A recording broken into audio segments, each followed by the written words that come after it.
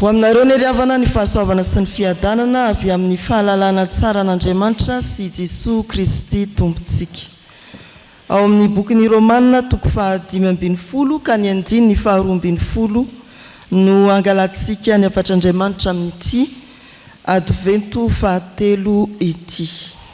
Romanina toko 5:2-2:20 ary dia ny fanahin'ny tompo mbola ampianatra antsika indray ny sitrapony ao anatin'izany teny izany. Hoy misoratra masina amin'ny anaran'i Jesosy, ary ho koa Isaia, izy solofony Jese, dia ilay tsangana anapaka ny jentilisa, izy no itokin'ny jentilisa.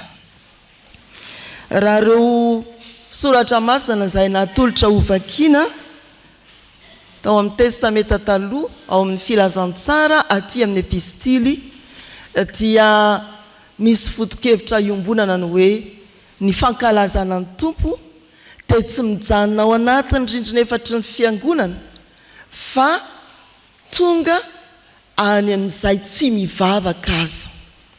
Ny fankalazana ny tompo dia tsy mijanona ho sy ho anao kristianina mpivavaka tsara fa ahely any amin'izay manao tsinotsinona an'Andriamanitra. Zao vanim-potoana zao riavana dia vanim-potoana ny fety fa mampirongatra be koa ny fahotana ary mampahery ny famoizam-po. Fangaroaro amin'ny faraparan'ny taona iandrandrana taona vaovao ny fety, ny filibana izay hitambaran'ny karazana fahotana samihafa, ny famoizam-po no ny fahadisom-panantenana, ny fahaverezam-panantenana ary ny tsy fisian'ny fanantenana. Fa amin'izany indrindra ny afatry ny advento dia afatra milaza fanantenana mitsimoka na fanantenana vao ambolena mihitsy. Izany no hitantsika atao amin'ity Romanina toko 5:2-2:20 ity. Ao anatin'ny fety, ao anatin'ny fahotana, ao anatin'ny fahakiviana maka amin'ny famoizam-po dia mampitondra hafatra Andriamanitra milaza fanantenana, mitarika ny olona hankalaza ny tompo, na isika efa mahalala na ny hafa izay oloko azy amin'izao fiainana izao. Ny bokin'ny Romanina dia ijoroan'i Paoly apôstôly vavolombelona fa ny afatry ny filazantsara fanantenana dia omena ny Jiosy izay efa tompony teny fikasana rahateo fa anirahana azy mba hotoriana any amin'ny jentilisa koa. Amin'ny Romanina toko 1:20 ilazana hoe amin'ny Jiosy aloha dia efa ho amin'ny jentilisa koa. Fankalazana tsy mijanona amintsika kristianina, amintsika mpino ihany, fa ahely any ivelan'ny fiangonana. Izany ny ao amin'ny Samuela faharoa teo, ny ao amin'ny Matio, ianareo ny fahazavan'izao tontolo izao, ny eto amin'ny Romanina famerimberenana ny hoe any amin'ny firenena na any amin'ny jentilisa. Voalohany dia anafarana antsika hoe ny mpamonjy dia tsirim-panantenana ho antsika fiangonana ka ankalazao. Ankalazao ny mpamonjy fa tsirim-panantenana ho antsika fiangonana izy.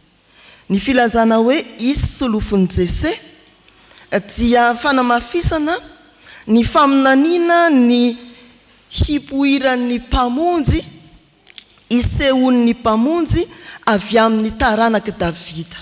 Hisehon'ny mpamonjy avy amin'ny taranaka Davida. Averimberina izany ao amin'ny testamenta taloha fa hita hatrany amin'ny apokalipsy koa. Raha andraisan-tiona isika ao amin'ny Joba 4:40 ilazany hoe natapaka aza ny azo dia mbola mitsimoka ihany. Joba toko 4:40 ao alohan'ny salamo zany boky malaza zany.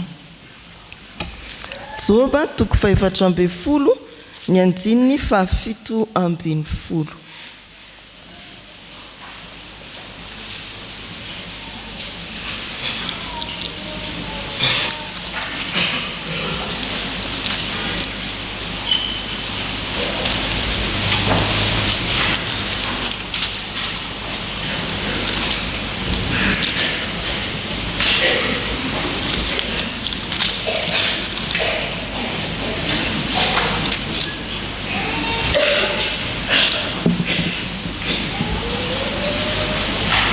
Ny soratra masina amin'ny anaran'ny Tompo.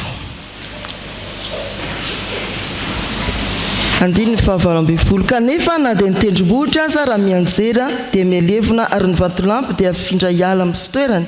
Lanin'ny rano ny vato ary indaosindrika ny vovotany. Toy izany fanimbanao ny fanantenana ny zanak'olombelona.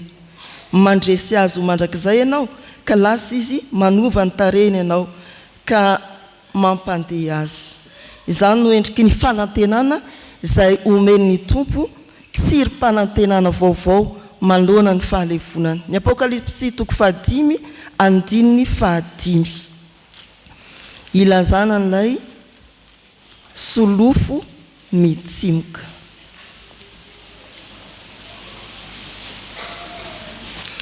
Zao ny voasoratra amin'ny anaran'ny Tompo. Aza mitomany indro ny liona avy amin'ny firenen'ny Joda dia ny solofon'ny Davida no efa naharesy ka hanokatra ny boky sy ama ny tombo-kaseny 7.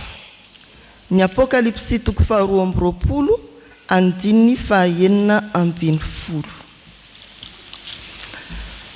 Toko mamarana ny Baiboly zany ry havana. Hoy ny soratra masina amin'ny anaran'i Jesosy. Izao Jesosy naniraka ny anjeliko anambara aminareo ireo zavatra ireo ho an'ny fiangonana. Izaho no solofo sy taranaka Davida, ny kintana mamirapiratra fitarikandro. Fanantenana mitsimoka ho an'ny fiangonana ilay solofony Jesosy. Ny vanim-potoana nanoratana ny faminaniana Isaia izay tsy haiviny eto amin'ity Romana 2:20, 2:10 andininy 2:20 ity ry havana.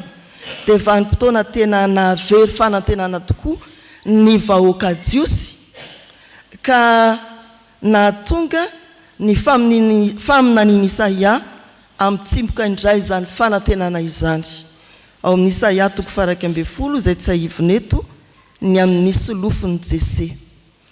Ny filazantsara araka ny lioka dia manambara ny fahavoazana nanjo ny fiangonana ka nahitana taratra ny fahaverezam-panantenana tamin'ny fiangonana tamin'ny andro izay nisehoany Jesosy.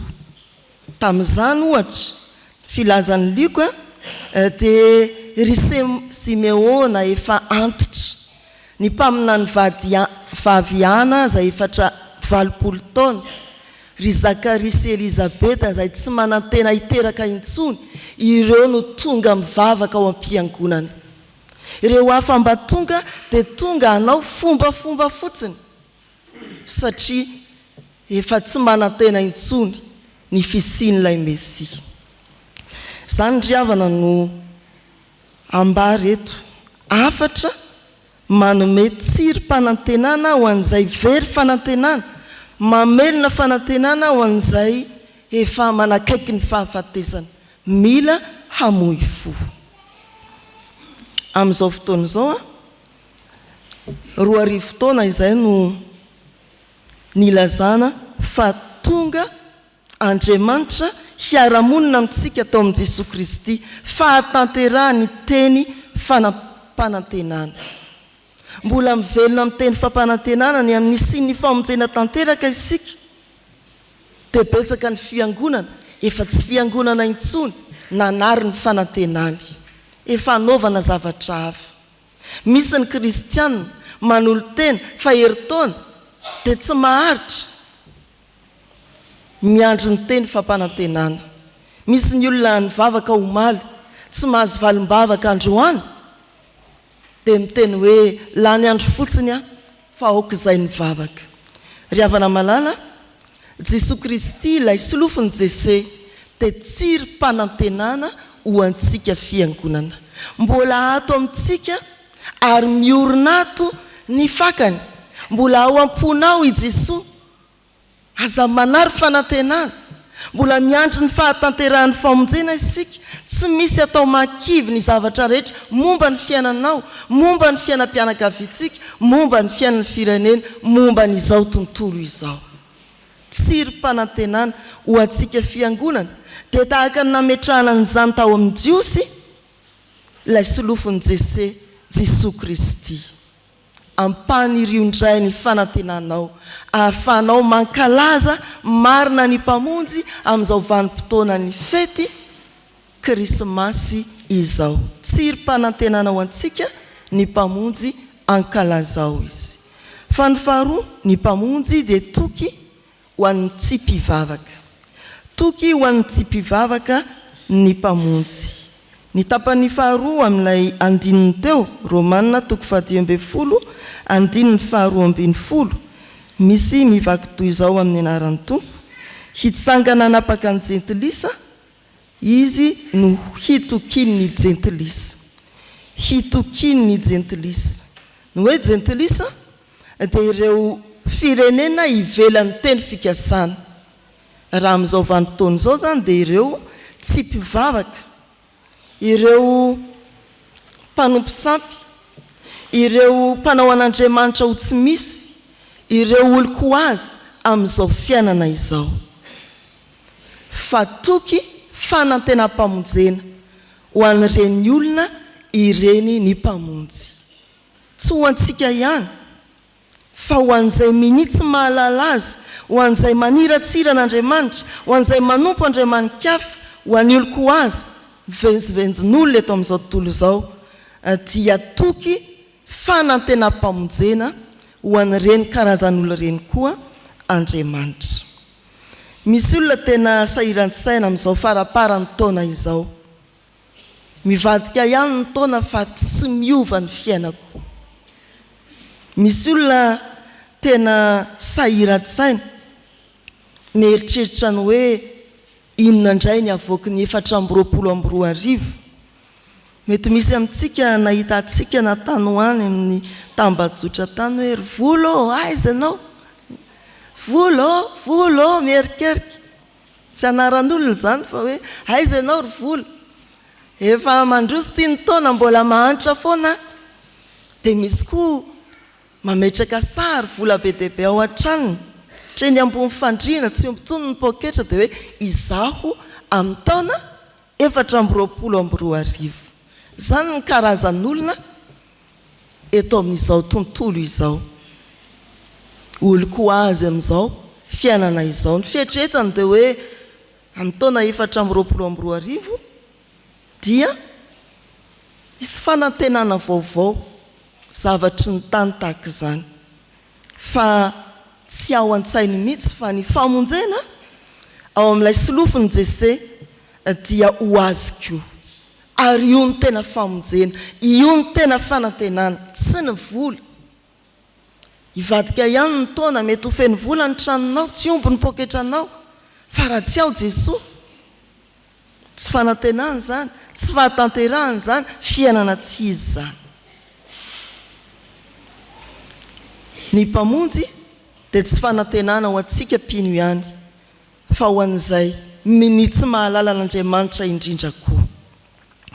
Tsy miandry taona ivadika na volana ho lasa, na koa miandry rehefa kelikely na rahampitso dia azonao atao, vao azonao atao ny mankalaza ny mpamonjy na iandry Krismasy. Tsia anio amboleo ao am-ponao i Jesosy Kristy, ilay solofiny Jesosy, fanantenana azo ambolena. Mbola tsy nanana mihitsy ianao karazana fanantenana tahaka izany, amboleo ao am-ponao ny fanantenana n'ilay solofiny Jesosy. Dia ho hitanao hoe anahoana ny fiainanao amin'izao vanim-potoana Krismasy izao. Ary tsy hoe amboleo ao am-ponao ihany, mbola tsisy zany, fa ndeha hoentina any amin'ny fiarahamonina ilazana hoe ory jentilisa, ory firenena, ndeha ankalaza ny tompo isika fa izany no fanantenana ho antsika. Ndeha hideran'Andriamanitra ao amin'i Jesosy isika fa izany no miteraka vokatra vaovao sy fandrosoana ho an'ny firenentsika. Tao miatoky ny mpamonjy ireo manodidina anao, ny ray aman-dreninao, ny zanakao, ny mpiara-miasa aminao, mpiara-monina aminao, mpiray firenena aminao, fa ho an'ny rehetra ny fankalazana. Tao miatoky ny mpamonjy ny manodidina anao dia hisongadina ny fivoaranao, ny fivoaran'ny firenena, ny fivoarantsika mianakavy. Ny fendriavana amin'ny Romanina 10:12-12, Jesosy Kristy mpamonjy dia tsirim-panantenana ho antsika kristianina. Ampanirio mba hiroborobo ao am-ponao Jesosy Kristy loharano ny famonjena. Jesosy Kristy mpamonjy dia tsy hoe tsirim-panantenana ho antsika fiangonana ihany, fa izy koa dia toko ho an'ny tsy mpivavaka, anokatra ny lalam-pamonjena ho an'ny olona rehetra. Ankalazao Jesosy Kristy ilay tsirim-panantenana ho an'ny fiangonana ary toky ho an'ny firenena rehetra. Amen.